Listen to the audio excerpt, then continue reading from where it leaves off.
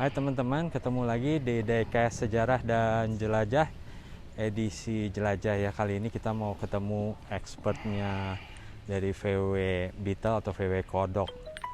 Nah, siapa? Keep on watching ya. Wow, ada VW Beetle nih di sini, keren banget. Ya, saksikan terus ya. Mau lihat VW yang keren ini.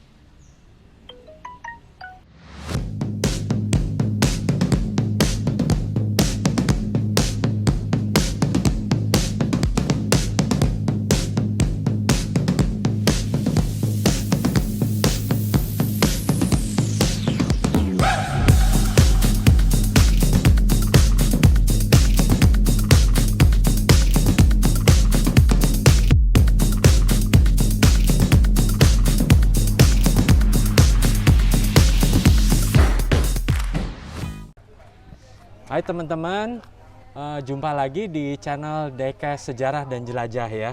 Jadi kali ini nih kita di edisi jelajah, kita ketemu sama pakarnya VW lah ya istilahnya. Ya ini jadi perkenalkan, ini adalah Om Vega ya. Jadi beliau ini sudah malang melintang ya di dunia per-VW-an ya, bener ya Om ya. Jadi beliau ini ahli banget, tahu mengenai seluk-beluk VW Beetle, terus bagaimana dia mesinnya seperti apa. Om Vega nih yang paling tahu nih, makanya kita beruntung banget nih dapat ketemu Om Vega untuk menerangkan kepada teman-teman tuh lebih jauh mengenai VW Beetle. Nah, Om Vega, terima kasih banget nih udah bisa hadir di channelku Diecast Sejarah dan Jelajah. Nah kan minggu lalu itu kita bahas mengenai yang kecilnya nih, Diecast VW ya. Nah kita tuh pingin tahu nih yang besar itu seperti apa. Nah kira-kira juga mungkin teman-teman pingin tahu nih apa sih yang membuat Om Vega ini tertarik sama VW ya, khususnya VW Kodok. Ya, terima kasih Mas Sadang. Jadi saya punya VW itu dulu adalah turunan dari ibu yang pakai VW Kodok. Belinya dulu 1303 tangan pertama. Itu belinya saya masih SMP, saya ingat saya. Gitu. Sekarang saya udah 50 tahun lebih lah. Ya dulu masih SMP. Terus pakai 1303 kuning. Terus kemudian setelah SMA mulai pakai. Terus kuliah itu jadi kendaraan saya buat kuliah. Nah dari situ mungkin pada saat itu pas persis setelah lulus SMA, saya ketemu nih sama teman-teman, namanya Volkswagen Beetle Club. Oh, VBC ya? VBC itu berdiri 6 Juni 82. Ya udah, memang saat itu memang lagi rame-ramenya VW Kodok. Ya udah gabung di situ. Gabung di situ dan waktu itu ketuanya dan pendirinya itu Mas Anco dulu Trisakti. Dari situ sampai sekarang VBC masih berdiri dengan pergantian pengurus, tapi alhamdulillah masih berdiri. Mulai dari situ aja, saya sukanya dari situ, jadi makin kenal, makin banyak teman. Karena klub VW itu di Indonesia mungkin termasuk yang paling banyak di dunia. Yang pertama adalah VVC, yaitu Volkswagen Fan Club di Jakarta. Kemudian yang kedua Volkswagen Club Bandung. Dan ketiga VBC, Volkswagen Beetle Club, 6 Juni 82. Itu jadi mulai sukanya di situ. Ya unik ya, termasuk mobil yang unik. Kalau zaman dulu kita suka yang 1303 yang ada dashboard, kalau sekarang malah nggak ada gitu. Jadi udah ada peralihan juga kegemarannya. Sekarang makin banyak yang suka VW Kodok. Nah, kalau boleh tahu tuh, saya juga baru tahu tuh ternyata Volkswagen Beetle Clubnya itu angin ya. Itu paling banyak anggotanya di dunia ya? Bukan Volkswagen Beetle Clubnya, tapi VW Club. Oh, VW Clubnya. VW Club. Di dunia ini banyak, tapi di Indonesia mungkin yang terbanyak. Terbanyak ya.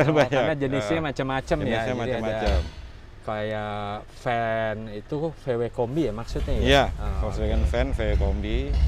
Kemudian yang lainnya tidak ada yang mengkhususkan diri. Iya, iya. Semuanya mobil VW campur. Oke. Iya. Menarik banget ya. Jadi ternyata memang ketertarikan itu datang dari klub juga ya, karena variasinya itu macam-macam ya. Iya. Nah, jadi Om Vega ada titipan pertanyaan lagi nih dari teman-teman. Itu VW itu ada bunyi ciri khas mesinnya kayak gitu ya, duk gitu ya. Itu kira-kira kenapa ya? Saya nggak tahu persisnya ya.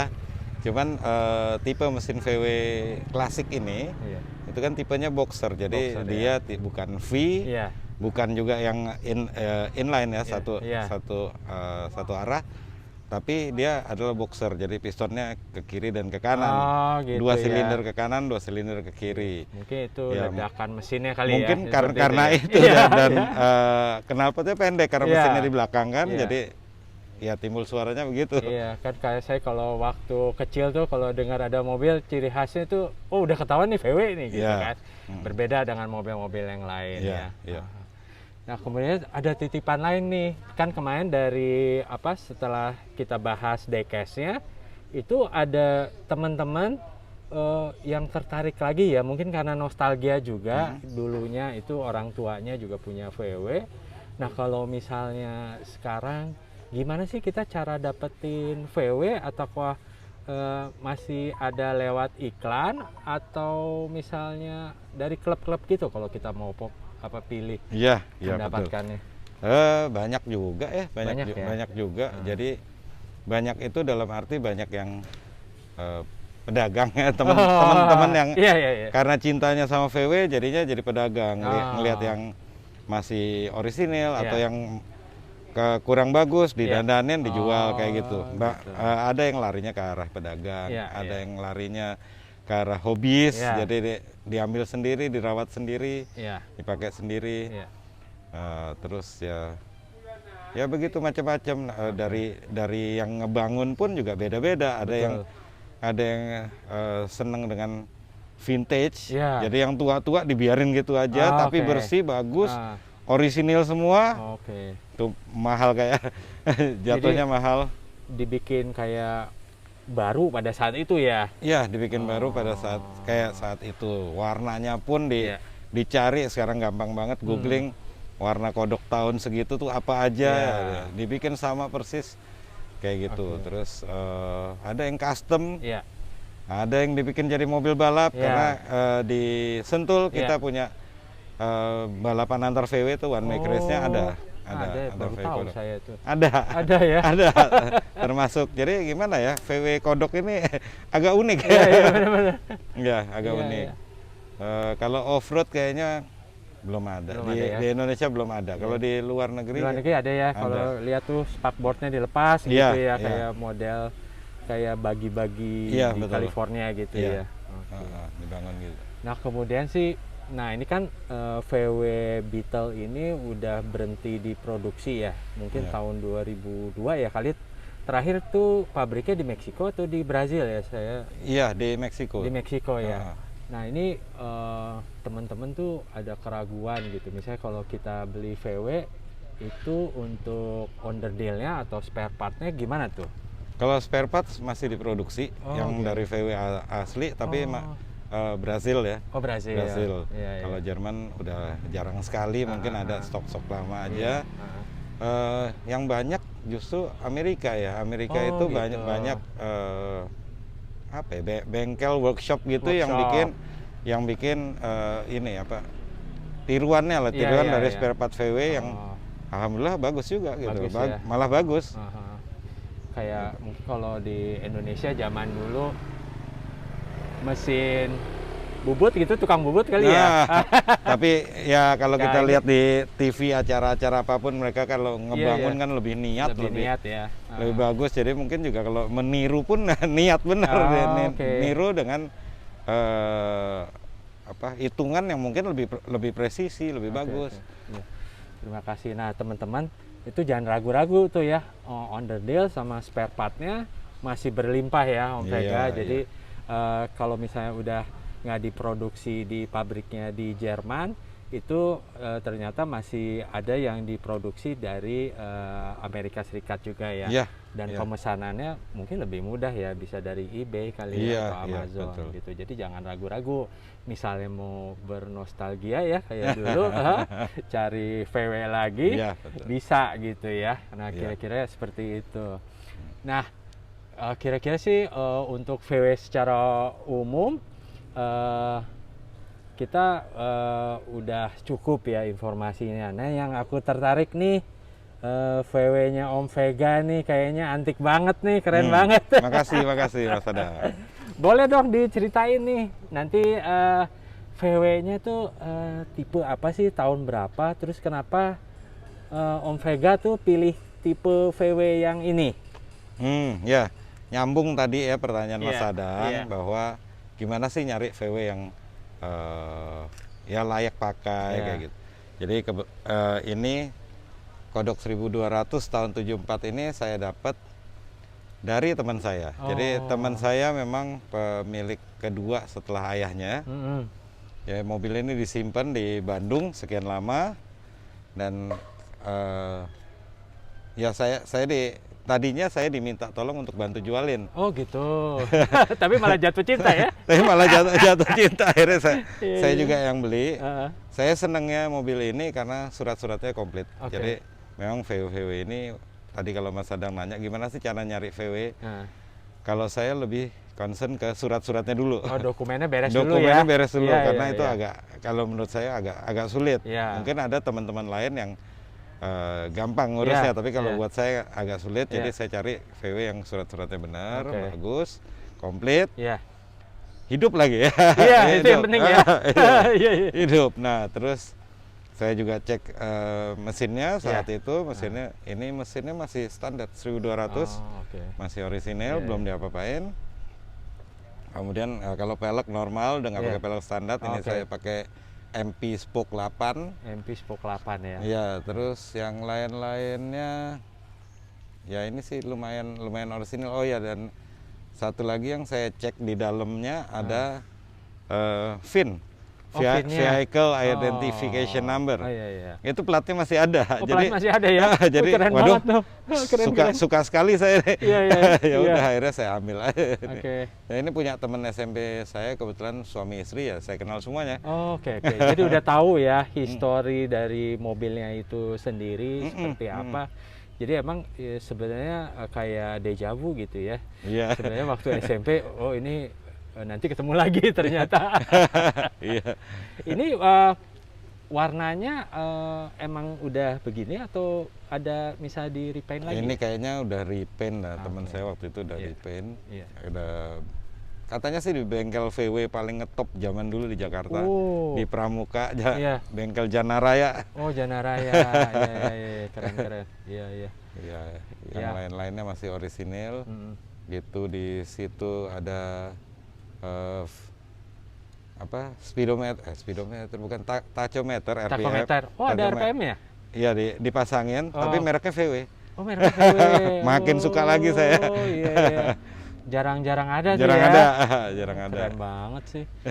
Nah, teman-teman penasaran kan lihat VW-nya Om Vega ya? Nah, ayo kita lihat ya.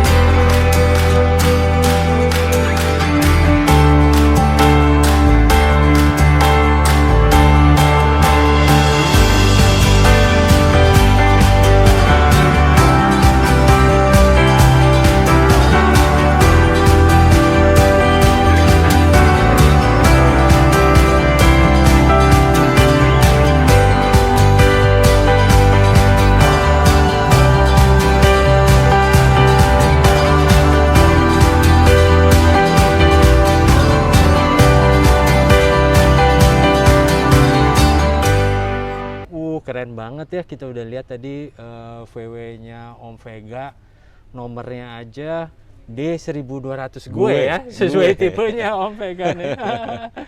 Baik, jadi kita sudah sampai di penghujung acara Diecast Sejarah dan Jelajah ya, edisi yang jelajah. Kita kunjungi mobil satu banding satunya dan juga narasumbernya yang ahli mengenai mobil itu. Nah, Om Vega, kira-kira ada pesan nggak untuk teman-teman kita nih yang nonton acara ini mengenai hal-hal yang perlu disampaikan? Mangga Om Vega. Ya, makasih Mas. Iya. Jadi sebagai penggemar VW saya pengen banget save the species. Jadi supaya kodok-kodok klasik ini yang mendunia, yang katanya produksinya paling banyak sedunia sampai sekarang belum terkalahkan, ini banyak yang memiliki, apalagi di Indonesia gitu. Sama seperti Vespa ataupun Harley, ini kan layak dikoleksi gitu. Itu aja. Oke, terima kasih Om Vega. Aku juga boleh dong ya, kasih pesan ya. Nah teman-teman, kita nih kan di bulan September 2020 nih, masih di masa pandemi COVID-19 ya. Jadi teman-teman tetap patuhi protokolnya ya, seperti kita nih. Kita ngobrol walaupun di outdoor, tapi kita tetap pakai masker ya. Ya, jadi tetap pakai masker, sering cuci tangan, dan juga social distancing ya. Tetap jaga kesehatan teman-teman. Terima kasih sudah menonton Diecast Sejarah dan Jelajah.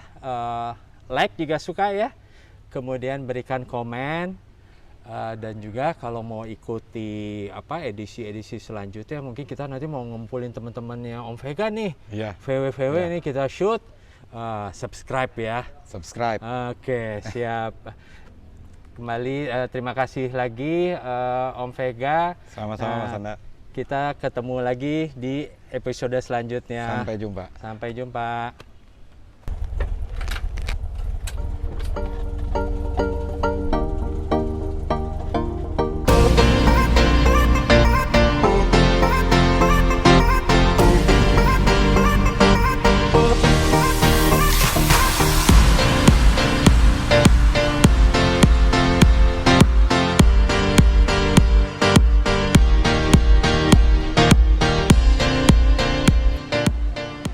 Teman-teman yang suka mie ayam, bakso, bisa mampir nih di tempatnya Om Vega.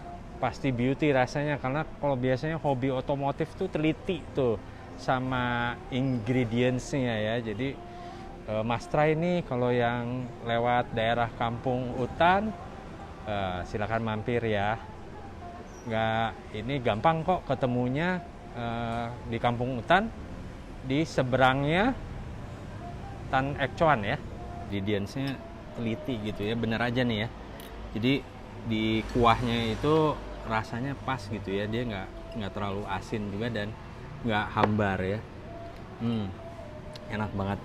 Mie-nya juga ukurannya pas gitu, terus kelembutannya itu dia nggak terlalu keras dan juga nggak terlalu soft ya, jadi pas juga. Ini mie ayamnya generous juga nih, kelihatan seger, sama sayur-sayurannya juga enak banget. Jadi kalau teman-teman penggemar mie terus ngelewati di Kampung Utan Ciputat, mampir ya ke rumah mie Kampung Utan.